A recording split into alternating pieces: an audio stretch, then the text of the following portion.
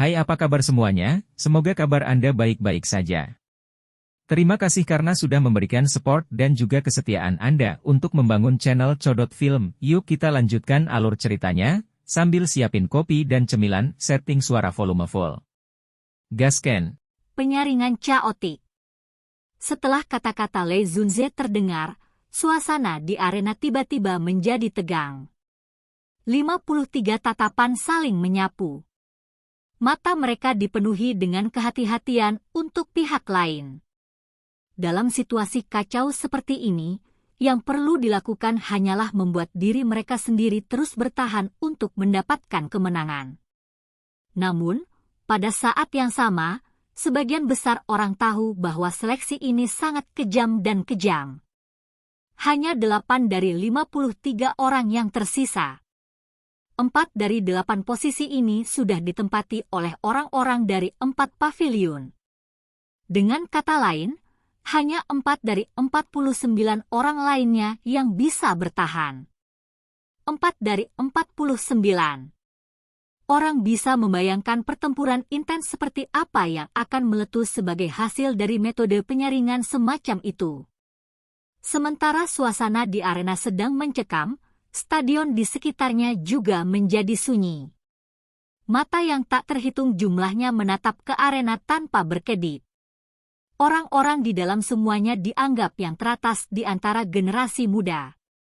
Selain sebagian kecil dari mereka, sebagian besar orang memiliki kekuatan yang sangat mereka banggakan. Pertempuran yang meletus di antara orang-orang ini secara alami akan menarik perhatian orang lain. Sejak Xiao Yan menemukan sosok Lin Yan, matanya tetap fokus padanya. Dengan penglihatannya, dia secara alami dapat mengetahui kekuatan yang terakhir secara sekilas. Bintang 4 Dou Huang. Kekuatan ini mungkin dianggap cukup baik di tempat lain, tetapi hampir tidak dapat memenuhi persyaratan untuk mengikuti kompetisi di tempat ini. Tidak disangka bahwa dia benar-benar mencapai level Du Huang setelah tidak bertemu selama beberapa tahun. Saya ingat sebelum saya melakukan retret saat itu, kekuatan Lin Yan hanya di kelas Du Huang. Tampaknya dia juga harus bertemu dengan beberapa pertemuan yang beruntung dan unik selama tahun-tahun ini. Mata Xiao Yan berputar di atas punggung Lin Yan saat dia dengan lembut bergumam pada dirinya sendiri. Pertemuan yang beruntung dan unik bukanlah fantasi di Central Plains. Xiao Yan dapat meminjam bantuan kolam darah Gunung Surga untuk menerobos ke kelas Douzong. Secara alami, orang lain juga akan dapat memperoleh beberapa pertemuan unik yang akan sulit dialami oleh orang biasa. Central Plains sangat luas. Siapa yang bisa menyelidiki sepenuhnya interior pegunungan yang luas itu? Namun, untuk beberapa alasan yang tidak diketahui, Lin Xiuya dan Liu Qing tidak bersamanya. Mereka bertiga seharusnya pergi bersama. Xiao Yan bergumam. Dia memiliki kesan yang baik tentang Lin Yan dan dua lainnya. Selain itu, ketika dia baru saja menerobos ke kelas Douang, Lin Yan dan dua lainnya masih mengikutinya meskipun mengetahui bahwa dia memiliki musuh besar seperti Misty Cloud Sect. Bantuan ini adalah sesuatu yang Xiao Yan tidak biarkan dirinya lupakan. Namun, ketiga orang ini pergi sendiri karena kebosanan setelah masalah Misty Cloud Sect diselesaikan. Dengan demikian, Xiao Yan tidak memiliki kesempatan untuk membalas budi. Dentang! Suasana di arena telah mencapai tingkat yang tegang dan tak tertahankan sementara Xiao Yan bergumam pada dirinya sendiri ketika seseorang akhirnya tidak bisa lagi menahannya. Dia memimpin untuk menyerang saat senjata di tangannya menusuk seseorang yang tidak jauh darinya. Namun, orang-orang di dalam arena berada dalam kondisi yang sangat berhati-hati. Sosok orang ini ditemukan saat dia pindah. Orang yang diserang membiarkan Dou Qi di tubuhnya melonjak dalam amarahnya. Segera, dia mengencangkan cengkeramannya pada senjata di tangannya dan menyerang orang yang melancarkan serangan diam-diam. Dengan dua pukulan yang saling bertukar, suasana tegang di arena langsung runtuh. Gelombang Douki yang kuat dan berwarna-warni melonjak. Setelah itu, seluruh arena menjadi kacau balau. Lebih dari 50 kelas Douhuang Douki telah menyebar ke setiap sudut stadion. Tekanan energi yang kuat meresap ke dalam stadion, menyebabkan cukup banyak orang merasakan tekanan. Douki menyebar ke segala arah di arena saat kekacauan terus menyebar. Pada saat ini, hampir semua orang di samping mereka adalah lawan mereka. Karenanya, setiap orang bertindak seperti burung yang ketakutan. Selama seseorang masuk dalam jarak beberapa puluh kaki dari mereka, Douki di dalam tubuh mereka secara tidak sengaja akan melepaskan serangan sengit pada orang yang menerobos masuk ke wilayah mereka. Dalam kekacauan ini, wajar saja jika situasi beberapa orang bergandengan tangan dengan orang lain menjadi kejadian biasa. Pada saat ini, orang hanya bisa menganggap orang seperti itu tidak beruntung. Dalam menghadapi serangan oleh beberapa orang pada level yang sama, orang itu akan dikalahkan dengan cepat dalam waktu kurang dari 10 pertukaran. Kekacauan adalah semacam katalis. Melihat pertempuran kacau di arena yang menyebabkan kulit seseorang mati rasa, galeri di sekitarnya meledak menjadi sorak-sorai yang menggugah jiwa. Cukup banyak wajah dan leher orang yang memerah karena suasananya. Dari kelihatannya, mereka sepertinya berharap menjadi salah satu yang hadir di arena. Gelombang suara yang memekakkan telinga menyebabkan Xiao Yan merasa tidak berdaya. Sebuah pikiran melintas di hatinya dan Doukinya menutupi kedua telinganya, benar-benar mengisolasi dia dari kebisingan.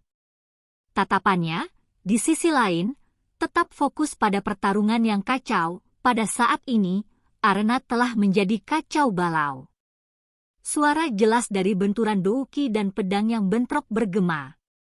Dalam situasi kacau ini, ada sejumlah orang yang terus-menerus muntah darah dan menarik diri meskipun orang yang hadir adalah individu yang kuat.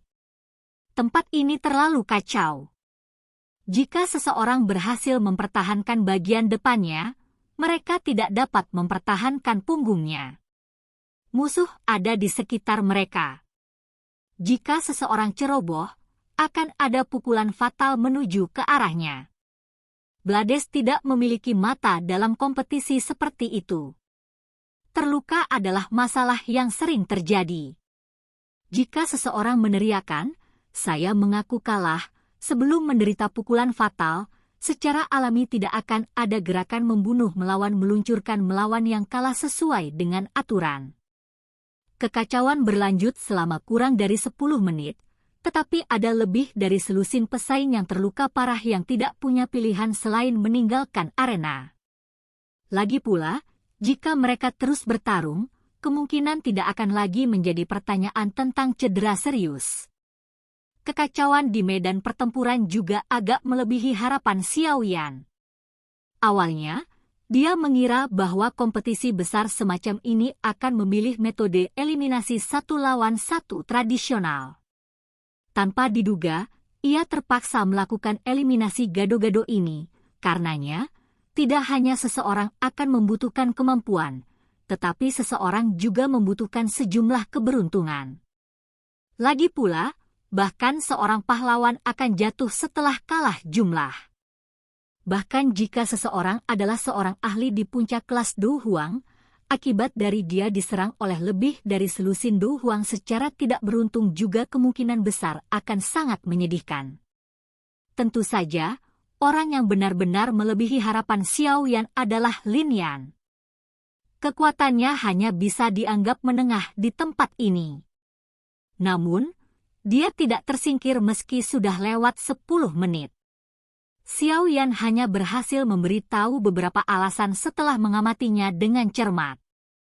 Kelincahan Lin Yan ini tampaknya sangat aneh, tapi itu terlalu jelek. Xiao Yan tenggelam dalam pikirannya saat dia menyaksikan ketangkasan Lin Yan yang tampak sangat jelek sampai-sampai menjadi canggung. Di permukaan, itu seperti bebek yang bergoyang ke kiri dan ke kanan. Namun, Di bawah penglihatan Xiao Yan, dia bisa mengatakan bahwa kelincahan teknik Du ini pasti tidak biasa. Kedalamannya tidak kalah dengan gerakan 3000 petir. Orang ini benar-benar memiliki pertemuan unik selama tahun-tahun ini, Xiao Yan tersenyum. Dia yakin bahwa teknik ketangkasan yang jelek dan canggung ini adalah sesuatu yang tidak pernah dilakukan Lin Yan di masa lalu. Jelas, itu harus menjadi sesuatu yang dia peroleh selama tahun-tahun pelatihan ini. Xiao Yan menghela nafas lega saat melihat Lin Yan mampu bertahan. Terlepas dari situasinya, dia dan Lin Yan memiliki hubungan yang cukup baik. Wajar jika dia merasa senang melihat dia meraih prestasi hari ini. Mata Xiao Yan beralih dari Lin Yan dan perlahan menyapu arena. Segera, dia menyipitkan matanya. Arena saat ini mungkin sangat kacau, tapi masih ada 4 lingkaran kecil yang aman. Pemilik 4 lingkaran kecil ini adalah Feng King Er, Mu King Luan, Tang Ying, dan Wang Chen. Aura keempat ini dipertahankan di puncak kelas Do Huang. Wajah mereka dingin saat mereka mempelajari medan pertempuran yang agak kacau di sekitar mereka. Siapapun yang berani masuk ke wilayahnya akan langsung menerima serangan yang ganas. Kekuatan mereka berempat bisa dianggap yang terbaik di tempat ini. Meskipun ada beberapa orang lain yang tampil cukup baik di arena, mereka jelas tidak berani secara acak melakukan kontak dengan keempatnya. Kekacauan berlanjut di dalam arena. Itu pada dasarnya menjadi filter tempat orang-orang tersingkir.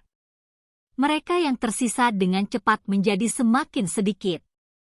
Menyusul pengurangan jumlah yang cepat, kekacauan di dalam arena secara bertahap berkurang, terutama jika hanya ada 11 orang yang tersisa di arena.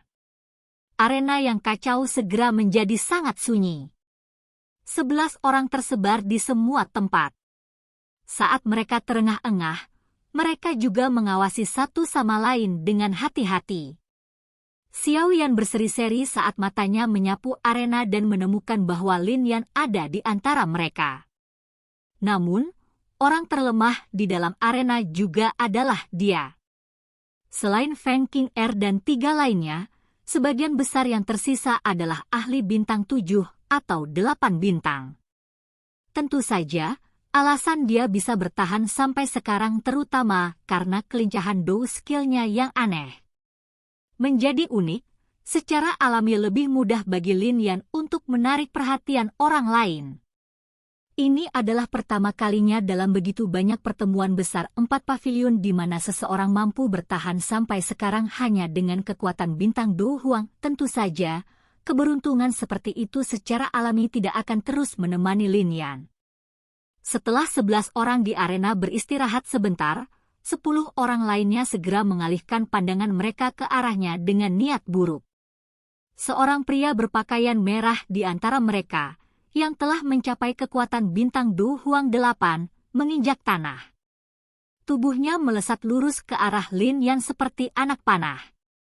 Melihat bahwa dia telah menarik perhatian Do Huang bintang 8, ekspresi Lin Yan tanpa sadar berubah. Kelincahan aneh itu dilepaskan saat dia menghindari serangan ganas yang datang. Di saat yang sama, langkah kakinya juga mundur dengan cepat. Pria berpakaian merah itu tertawa dingin setelah usahanya yang sia-sia. Pisau besar di tangannya ditarik sampai banyak bayangan muncul. Tubuhnya bergerak dan dengan cepat mengejar seperti belatung di tulang seseorang. Cahaya pisau tajam di tangannya memaksa Lin Yan untuk mundur. Xiao Yan sudah berdiri di atas kayu perak. Matanya menyipit saat dia melihat Lin Yan, yang nyaris kabur dari waktu ke waktu. Dia tidak akan melihat Lin Yan mati karena pedang orang lain. Jika sampai pada titik kritis, dia secara alami akan campur tangan dan menyelamatkannya. Tapi, sepertinya ada yang salah. Mata Xiao Yan dengan tegas menatap kedua tempat, yang satu mengejar dan yang lainnya melarikan diri. Alisnya tiba-tiba menjadi satu. Pria berpakaian merah itu memiliki beberapa peluang untuk melukai Lin Yan sebelumnya, tetapi dia tidak menyerang. Dari kelihatannya, sepertinya dia dengan sengaja mengejar Lin Yan. Mata Xiao Yan mengerut saat dia merenung sedikit. Segera, tatapannya berhenti pada seorang pria berjubah kuning dengan wajah dingin yang paling dekat dengan Lin Yan. Orang ini tidak asing dengan Xiao Yan karena dia adalah Wang Chen dari Paviliun Musim Semi Kuning. Pada saat ini, dia seperti ular berbisa saat dia melihat Lin Yan mendekati wilayahnya. Sudut mulutnya menunjukkan tampilan yang menyeramkan. Orang itu berencana memaksa Lin Yan ke dalam jangkauan serangan Wang Chen. Hati Xiao Yan menjadi dingin. Orang ini sangat kejam. Dia sedang berpikir untuk menggunakan orang lain untuk melakukan perbuatan kotornya. Tepat ketika Xiao Yan telah menemukan niat pria berpakaian merah itu, Lin Yan, yang dengan cepat mundur, akhirnya mengambil langkah ke dalam jangkauan serangan Wang Chen. Rasa dingin melonjak ke hati Lin Yan saat kakinya melangkah ke dalam jangkauan. Segera, dia melihat pria berpakaian merah di depannya tersenyum sinis saat dia dengan cepat mundur. Sudut matanya melayang, hanya untuk melihat pilar berwarna hitam yang berisi niat membunuh yang tak tertandingi yang menembak ke arah tenggorokannya seperti ular berbisa. Berhenti, aku mengaku kalah. Lin Yan merasa jantungnya langsung mati rasa saat melihat serangan pilar berwarna hitam ini. Jarak antara Wang Chen dan dia sangat besar. Bahkan dengan bantuan kelincahannya, dia bukan tandingannya. Namun, Wang Chen hanya tertawa di hadapan teriakan Lin Yan. Dia adalah orang yang haus darah dan darah harus muncul di tangannya. Bagaimana mungkin dia menarik serangannya? Sialan, kau bajingan tak tahu malu. Lan Yan dengan marah mengutuk dengan wajah pucat ketika dia melihat bahwa orang ini tidak membiarkannya pergi meskipun telah mengaku kalah. Namun demikian, mengutuk adalah satu hal. Pada saat kritis ini, kelincahan jeleknya yang aneh dengan cepat ditampilkan. Tubuhnya bergoyang aneh saat dia dengan cepat mundur, bang! Pilar hitam itu melesat seperti ular berbisa, menghantam bahu Lin Yan. Ci! Lin Yan segera memuntahkan seteguk darah segar setelah menderita pukulan berat ini. Tubuhnya bergesekan di tanah, membentuk bekas luka yang panjangnya puluhan meter. Seandainya dia tidak menghindari serangan pada titik yang fatal, kemungkinan dia akan mati. Adegan di medan pertempuran telah menimbulkan gelombang kutukan di luar arena. Wang Chen menggunakan serangan yang begitu ganas ketika pihak lain sudah mengaku kalah. Dari kelihatannya, dia memang tampak sedikit tercela. Wang Chen benar-benar mengabaikan kebisingan di luar arena. Tatapannya gelap dan dingin saat menatap Lin Yan. Kutukan sebelumnya dari pihak lain telah dengan jelas membangkitkan niat membunuh di dalam hatinya. Segera, dia tersenyum dingin. Tangannya terkepal dan dua belati hitam panjang meluncur dari lengan bajunya.